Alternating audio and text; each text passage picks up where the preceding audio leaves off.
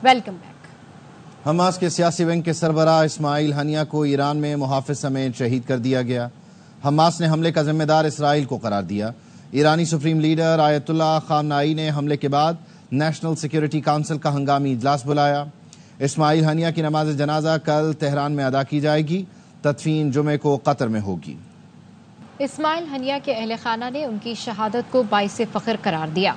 बेटे अब्दुलसलाम हनिया ने शहादत पर कहा, वालिद हर रोज शहादत महसूस करते थे, हमें उन पर फख्र है और हम अपना सर ऊंचा रखते हैं। वालिद की वो आरजू पूरी हुई जिसका उन्होंने ख्वाब देखा था। इस्माइल हनिया की बहू ने वीडियो पैगाम में कहा, आज मेरे ससुर शहीदों में शामिल हो गए। गम बहुत बड़ा है, आंखें अश्कबार हैं, दिल गमजदा है, लेकिन उम्मीद है खुदा हमारी किस्मत बदलेगा और हमें बेहतर हालात अता करेगा। दुनिया भर में इस्माइल हनिया की गायबाना नमाज जनाजा अदा की गई। तुर्क दारुल हुकूमत अंकारा में शहीद को सलाम पेश करने हजारों अफराद सड़कों पर निकले।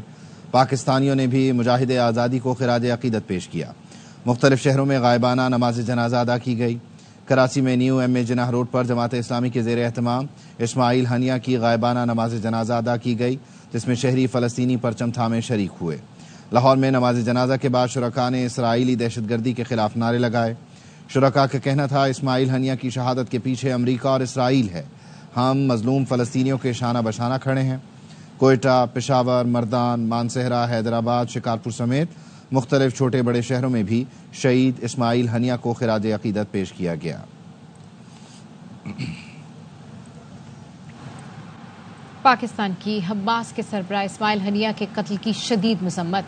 वजारत खारजा से जारी बयान में कहा गया कि हम इस्माइल हनिया के अहले खाना और फ़लस्तीनी अवाम से ताज़ियत का इजहार करते हैं। पाकिस्तान हर किस्म की दहशतगर्दी बशमूल मावराए अदालत और बैरून मुल्क कत्ल की मजम्मत करता है और पाकिस्तान को खित्ते में बढ़ती हुई इसराइली मुहिम जोई पर गहरी तशवीश है। तर्जुमान दफ्तर खारजा ने कहा, ताज़ा तरीन कार्रवाइयां पहले से ही अदम इस्तेहकाम का शिकार खित्ते में एक खतरनाक इजाफा है। इसराइली कार्रवाइयों से खित्ते में अमन की कोशिशों को नुकसान पहुंचेगा।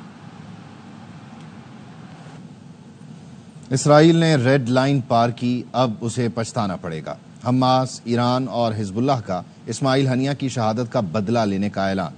ईरानी सुप्रीम लीडर आयतुल्लाह खामनाई ने हनिया के कत्ल का बदला लेना हम पर फर्ज करार दिया।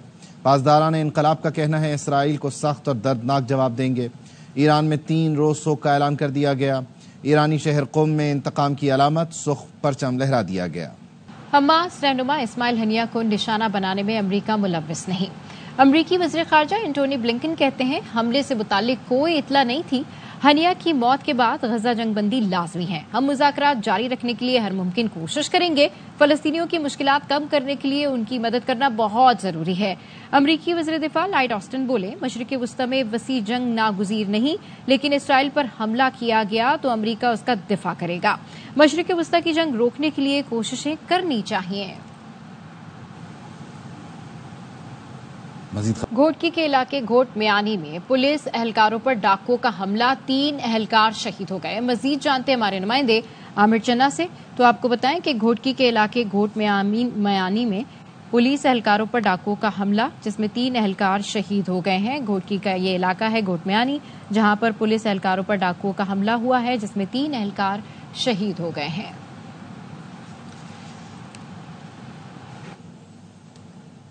खबर लाहौर से, जहां वजारत खारजा के दफ्तर के बाहर पुलिस एहलकार का शहरी पर तशद्दुद, वाक़ये की वीडियो सामने आ गई है। अहमद खोखर से मजीद जानेंगे। जी अहमद, बताइए। जी बिल्कुल, ये वजारत खारजा के दफ्तर के बाहर जो है ये पुलिस एहलकार का शहरी पर तशद्दुद की वीडियो सामने आई है और वीडियो में देखा जा सकता है कि ये बावर्दी पुलिस एहलकार किस तरह बेईमाना तशद्दुद जो है वो कर रहा है एक नौजवान पे। और ये ना सिर्फ ये पहली वीडियो है, ये वजारत दाखिला के दफ्तर के बाहर अमूमन जो है वो इस तरह के केसेस रिपोर्ट हो रहे हैं और लेकिन पुलिस जो है इस पर बिल्कुल भी कान नहीं कर रही। ये वीडियो में देखेंगे किस तरीके से जो है वो बाकायदा तौर पर मुक्के और हाथे जो है वो सरेआम मार रहा है। बाकी भी वहाँ पर लोग मौजूद हैं, लेकिन पुलिस सरकार को किसी का खौफ नहीं है, किसी का डर नहीं है।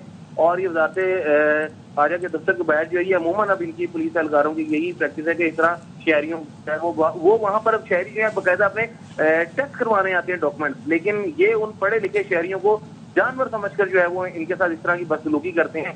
اس طرح کے پہلے بھی کیسز ہو چکے اور ہم نے بھی رپورٹ کی ہیں. جی بہت شکریہ عامر. اسلام آباد میں پی ٹی آئی کا مرکزی سیکریٹریٹ ڈی سیل کر دیا گیا. سی ڈی اے کے عملے نے اسلام آباد ہائی کورٹ کے احکامات پر پی ٹی آئی کے سیکریٹریٹ کو ڈی سیل کیا. اپوزیشن لیڈر عمر ایوب اور وکلا دفتر پہنچے.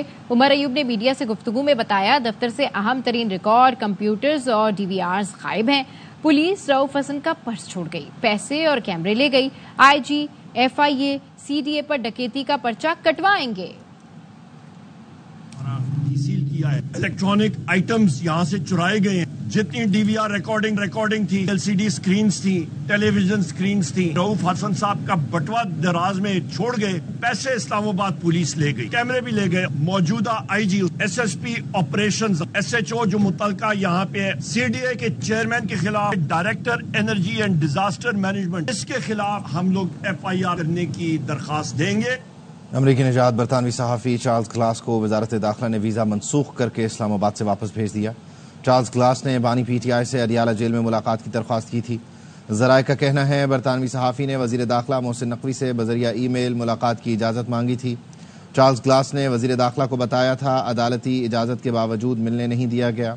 چارلز کلاس بانی پی ٹی آئی کے دوست ہیں اور ان سے ملاقات کے لیے پاکستان آئے تھے.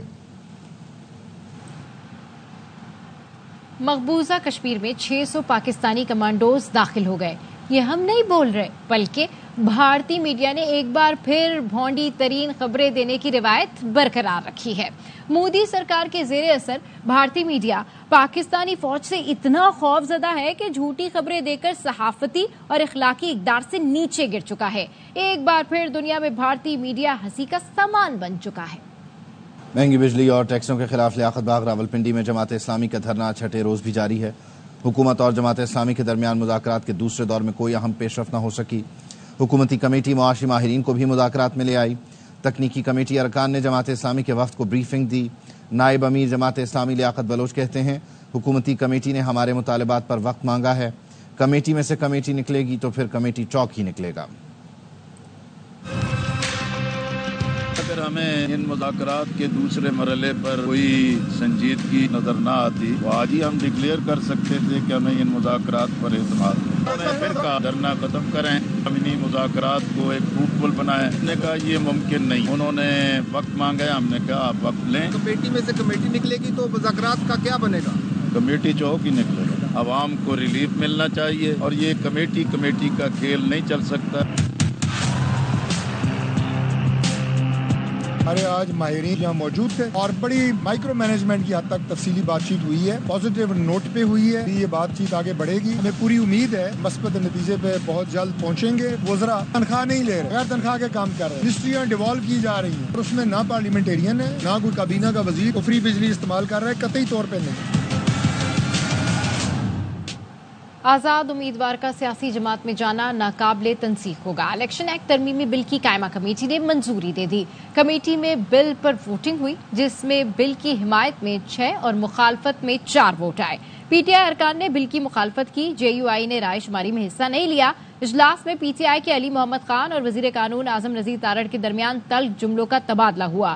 علی محمد خان نے کہا یہ نجی بل ہے، وزیر قانون اس کی وکالت نہ کریں. جس نے بل پیش کیا اسے تشریح کرنی چاہیے. اعظم نذیر تارڑ نے جواب دیا اگر میں مطمئن ہوں تو وکالت کروں گا، آپ مجھے ڈکٹیٹ نہیں کر سکتے. مخصوص نشستوں سے متعلق حکومت کی قانون سازی توہین عدالت ہے، سپریم کورٹ جائیں گے. پی ٹی آئی رہنما لطیف کھوسا کہتے ہیں بل کا مقصد صرف عدلیہ کے فیصلے پر حاوی ہونا ہے. ڈھائی اور بے حیائی سے قانون سازیاں کرتے ہیں. قومی اسمبلی میں ایک ایسا بل پیش کیا جس سے مقصود یہ تھا کہ 13 ججز کا جو فیصلہ ہے کس طرح سے بچا جا سکتا. عدالت میں بھی جائیں گے، سپریم کورٹ کو کہیں گے کہ انہوں نے تو جو ہے توہین عدالت کی ہے. بانی پی ٹی آئی کس سے مذاکرات کریں گے اور کس سے نہیں یہ تو اللہ ہی جانتا ہے. وفاقی وزیر داخلہ محسن نقوی کہتے ہیں حکومت مستحکم ہے، پریشانی کی کوئی بات نہیں. بلوچستان دھرنے پر وزیر اعلیٰ کے ساتھ رابطے میں ہیں. پارا چنار میں سیز فائر کرا دیا ہے. آئی پی پی سے متعلق ایم کیو ایم کے جتنے بھی تحفظات ہیں انہیں دور کیا جائے گا.